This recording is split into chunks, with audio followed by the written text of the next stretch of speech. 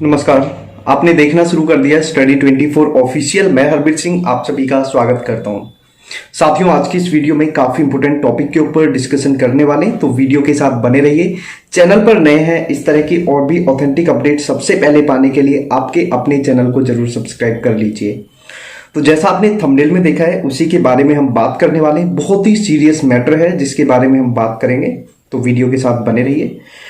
तो साथियों, सबसे पहले आपको पता होगा जब कोरोना काल में लॉकडाउन था तो उस टाइम मोदी जी ने जब भी युवाओं से, देश के लोगों से अपील करी कि आपको थाली बजानी है, आपको ताली बजानी है, आपको लाइट ऑफ करनी है, आपको दिए जलाने हैं, आपको टॉर्च, फोन की टॉर्च जलानी है, घर की जो भी टॉर्च जलानी है, युवाओं ने सब किया।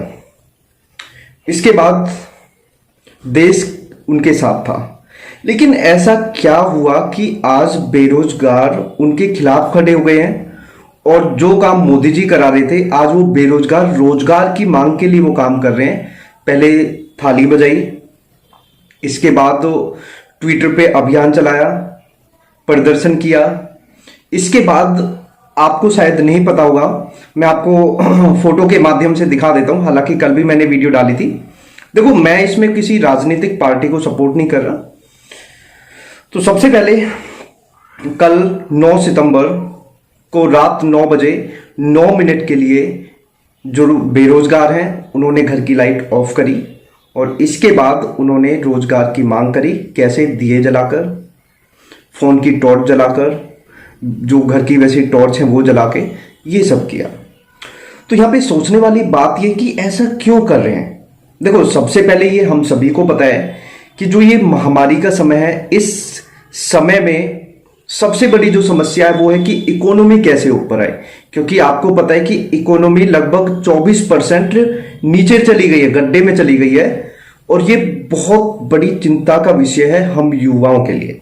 लेकिन शर्म की बात यह है कि हमारे देश की मीडिया के पास रिया, कंगना, इसके बाद दो तीन ऐसे और मैटर हैं, इनके अलावा कोई समय नहीं है। हालांकि देखो, मैं ये नहीं कह रहा कि उनके बारे में नहीं सोचना चाहिए, सोचना चाहिए, लेकिन एक लिमिट के लिए। यह नहीं कि आप एक ही चीज को लेके बैठ गए।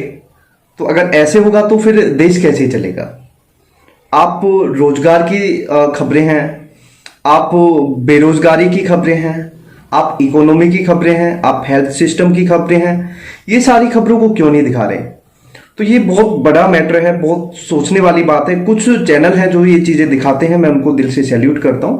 लेकिन आजकल जो न्यूज चैनल्स हैं उन्होंने एक तरह से खेल बना दिया है।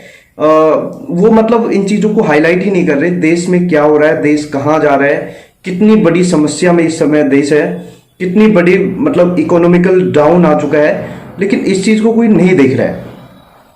तो साथियों, ये आपको पता होगा लगभग 24% इकोनॉमी जो डाउन चली गई है, लेकिन इसको कोई नहीं देख रहा। सबसे बड़ी प्रॉब्लम तो ये है कि इकोनॉमी को हम कैसे ऊपर लेके आए, ये बहुत बड़ा क्वेश्चन है। लेकिन इसके बाद अगर हम बात करें, जो अभी बेरोजगार युवा हैं, खासतौर पे उसमें टीचर्स आप लगा लीजिए, क्योंकि एचटेट पास जो युवा थे उन्होंने भी ये प्रदर्शन किया और इसके बाद और भी देश के बहुत जगह से युवाओं ने प्रदर्शन किया, घर पे ये किया, विरोध जताया अपना कि आप रोजगार निकाल के लेके आए, रोजगार निकालिए। और इसके बाद जो नियमितता होती है वो नहीं होती। सबसे बड़ा सवाल ये है, और मैं इस चीज को बिल्कुल सपोर्ट करता हूं कि नियमितता होनी चाहिए, क्योंकि जो काम है वो टाइम टू टाइम होना चाहिए जिससे आदमी प्रिपरेशन करे।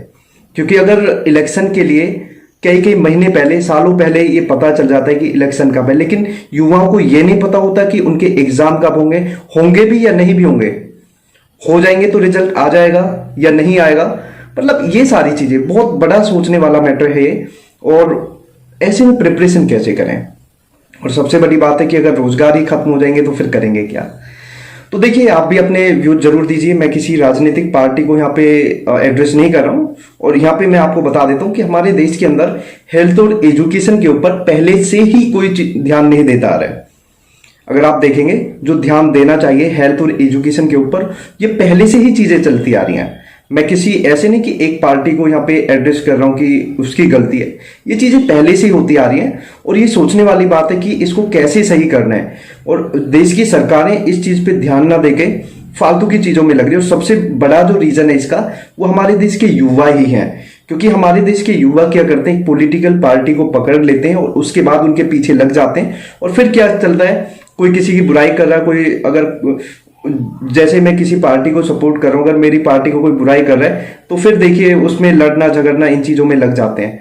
यही एक तरह से खेल बना रखा है। तो समस्या जो है उनको देखना चाहिए। और हमारा जो ये चैनल है, आपका जो चैनल है, ये युवाओं की उन समस्याओं को जरूर दिखाने की कोशिश करेगा। शायद मीडिया ना दिखाए, लेकिन मैं आपको जो फोटोज हैं जो मेरे पास युवाओं ने भेजे हैं, उम्मीद के साथ मैं उनको जरूर अपने चैनल पे दिखाऊंगा आपको। तो देखिए, धन्यवाद। और अगर आप प्रिपरेशन करना चाहते हैं, मुझे पता है कि जैसा अभी टाइम चल रहा है तो बहुत ही मिनिमम चार्ज पे हम लोग आपकी प्रिपरेशन भी करा रहे हैं। तो जो स्क्रीन पे नंबर दिख रहा है, इस पे आप मैसेज कर लीजिए। चाहे आप टीचिंग, टेट, किसी भी एग्जाम की प्रिपरेशन कर रहे हैं तो बहुत ही मिनिमम चार्ज पे हैंड रिटन नोट्स हम प्रोवाइड करते हैं। और वो इसलिए कि मुझे पता है कि एक बेरोजगार के लिए, एक जो तैयारी कर रहा है उसके लिए कितना बड़ा अमाउंट होता है। तो बहुत ही कम अमाउंट में आपको चीजें मिलेंगे। तो मैसेज कर लीजिए और चैनल सब्सक्राइब कर सकते हैं। So thank you very much. जय हिंद।